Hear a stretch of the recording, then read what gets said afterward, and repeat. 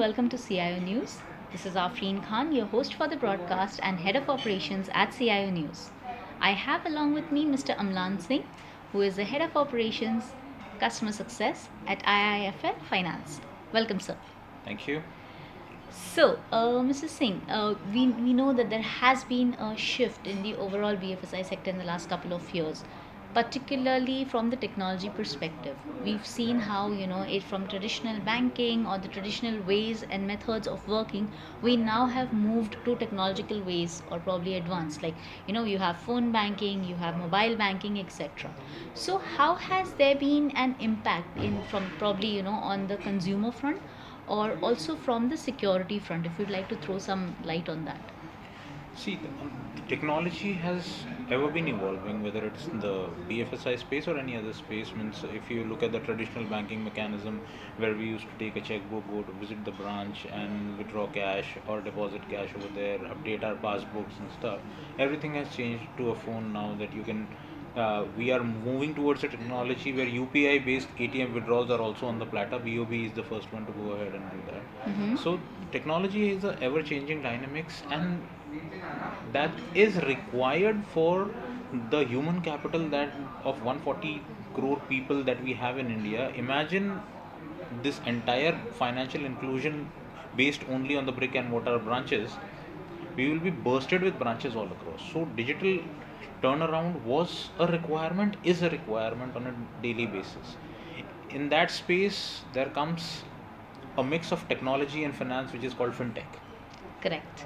That Yes. steps in, and they help us source from areas where physical sourcing would be difficult.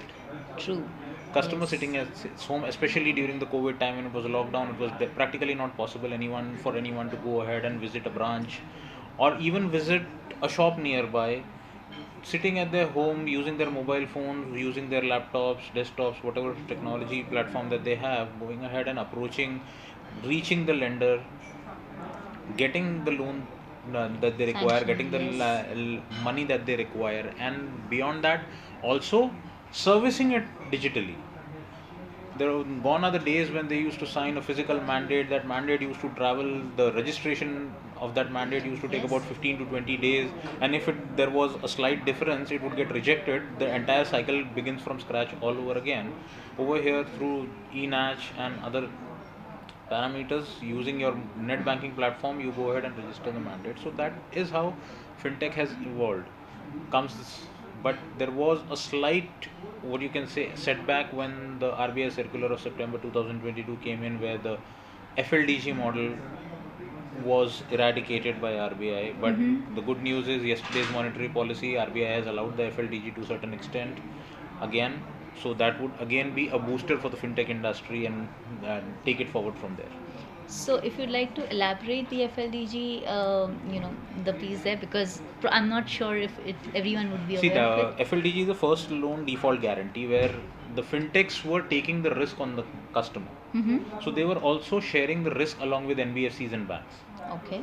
So if the customer that they source is unable to make a payment, then the fintech used to bear that loss to a certain extent, depending upon how the adjustments or the monetary terms were drawn between the regulated entity and the fintech. But in September, there was a circular from Reserve Bank of India which abolished the FLDG arrangement on the digital lending platform altogether. But yesterday's monetary policy review, our Honorable Governor of Reserve Bank of India announced that, yeah, to a certain extent, on digital lending, the first loan default guarantee is back. Not 100%, but to a certain percentage, about 5 or 10%, 5% if I'm not mistaken. So that will again add a boost where there is a risk premium that the fintech will have. Yes. Yes. Otherwise, if the entire risk was to be borne by the financial company, whether it's NBFC or a bank or a small finance bank, then the hesitance of lending was higher. However, with this, where the fintech has a skin in the game, Yes. things will be even better, and it will also help the last mile lending that is required in a country with 140 crore people. Correct. And once they have their skin in the game, it's also they probably might have more validation. They probably might have their processes enhanced, and not just the adoption of technology, but also the adoption of processes will come into play. Exactly. Exactly Yes. my point that I'm trying to make, that see, till the time you are just a sourcing partner, Hmm. so what happens is you become a digital DSA. Hmm. But the moment there is a risk quotient attached to what you are sourcing, that time you by itself get vigilant about whom you are lending, because if there is a True. problem, it will also pinch your pocket. Correct. Very, very true. Because ultimately, it's if the loss is also going to be incurred by you, you'll be extra careful. Yeah. True that. The point that you made that in India we have the kind of population that we have. We also know for a fact that the population is very distributed. We have people residing in metro cities. We also have people residing in rural areas. So how will probably how can we kind of boost the consumption, or probably the reduce the distance between the consumers and the financial industry, because people are not very very tech savvy in the rural industries. So what do Exactly. you think, how could what could be the factors that kind of boost the consumer experience there? Exactly my point over here. See, that's a word that our management in IIFL is very clued on to, which is called phygital. So it's a mix of physical and And digital. digital. So yes, on the metro city tier 1, tier 2, you have your digital presence, but that's where the differentiator comes in with IIFL coming in. Mm-hmm. That we have branches across India. We have close to 2,500 branches for population, Mm-hmm. and we are setting up new branches as well for population who are still not glued onto their, or they are not savvy with their smartphones, or they're still using a feature phone. They are Yes. not savvy with internet or laptop or desktop. They're still the physical form Hmm. thing. So that's one area where you have to be phygital, because till the time the last mile communication, but again happens digital. But again, to give you a synopsis, India alone put together, the entire Europe has more smartphone users. Hmm. Okay. So, Interesting. Very interesting. so that's what the kind of revolution that has come up with The the smartphones in India. smartphones coming in, the data being available and accessible easily, Hmm. and even to the remotest of corner, you would find people in villages making Instagram reels, on Facebooks, using Yes. Facebook, using Insta, using Twitter. So these kind of revolution in the digital industry has actually helped, because they might not be able to secure a loan in the first place from where they are, because they'll not be that tech savvy. Hmm. But definitely once they have taken the loan, and once they are handheld to certain transactions, they can service their loan from their phone. We might not acquire the customer using a smartphone, But but we may definitely. service the customer using the smartphone or the laptop or desktop That customer journey. journey. Yes, yes, So can be journey starts facilitated. right from a prospect to the closure, Correct. and even beyond that at times. Yes, yes. So we have to identify that at which stage which customer would be uh, or can be migrated to the digital platform. Hmm. Not everyone can be migrated right from the count of one, Correct. but maybe count of five, count of 10. At Hmm. that stage, he can be migrated to a, Yes. like, the UPI usage itself shows that yes, UPI is accepted far and wide. Hmm. Hmm. So repayment, whether it comes to repayment, so that's where your artificial intelligence will come into picture, to understand which customer to be given the digital nudge at what frequency and what time. Very true. So, yes, you spoke about a buzzword, artificial intelligence. Now we know that the financials industry, the financial services industry, or the financial sector, uh, data and everything, probably the consumer behavior is tracked for better experience, etc. But we also know for a fact that the data is very accurate. Plus, artificial intelligence, how can it play a vital role in an industry like, maybe banking or finance? See, artificial, any kind of intelligence is good. Hmm. Before artificial intelligence, natural intelligence was required, but natural intelligence has certain limitations, that it can process X amount of data by a human being in certain amount of time. Correct. With artificial intelligence, that aberration or that you can say roadblock is over. That Uh, limitation is a, kind of a, breached, yes. a bot can process millions of data in fraction of minutes. True. So it is easier. You can actually typecast, or you can actually bifurcate the customer that okay, this is the customer that 6 months down the line and would be at this particular stage. I may, and to give you a very layman example, the moment you come on a platform, if a customer has a regular interaction with your, let's say, call center, your intelligence can tell you what is the probability of a question that he would ask when he approaches us.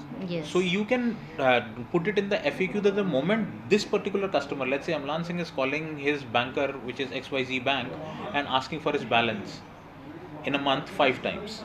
So sixth time when he calls, the probability of me asking the Asking balance is is about 80 higher. 90%. Yes. So before he could even ask on the digital platform itself, on the IVR itself, I tell him that this is your balance. So he might not have to travel all the way to the phone banking officer Yes.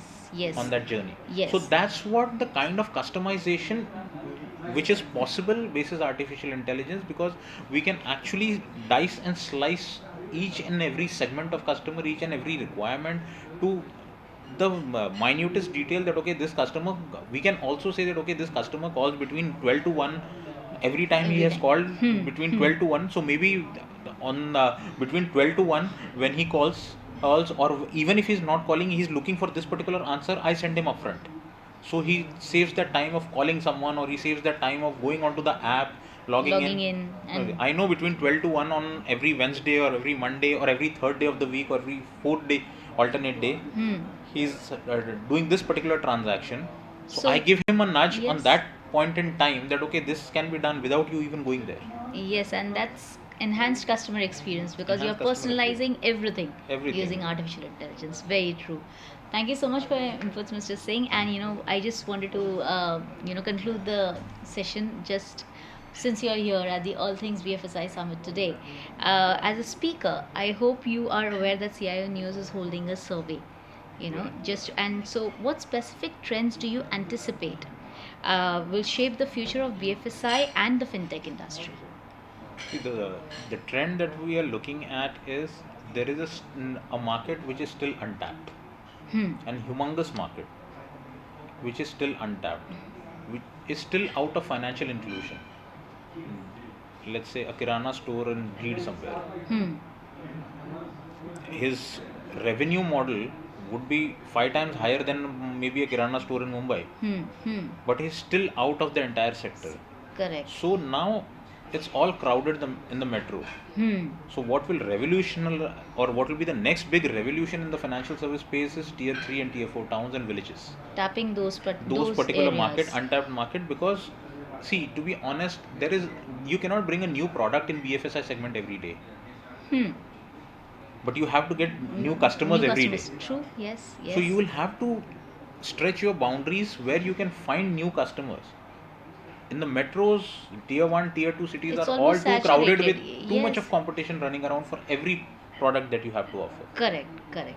So you have to cross that boundaries of tier 1, tier 2 and reach the inner circle of India, where you still have a potential lot big market Which just is awaiting for you to be there, and they can, and their performances have been very good. yes, because that's probably the larger market which is there. Yeah. Because metro cities could be a couple of them which are there, but then the rural areas, those cities, those villages, there is a lot of potential out there. There's a very good write up in Hindi, Bharat गांव में रहता है. Yes. So India is still staying, about 60 to 70% of our populations are still in rural market. So we have to tap those markets if we have to actually scale up or take the Correct. next exponential growth. Very true. Very true. Thank you so much, Mr. Singh. It was really, really nice talking to you.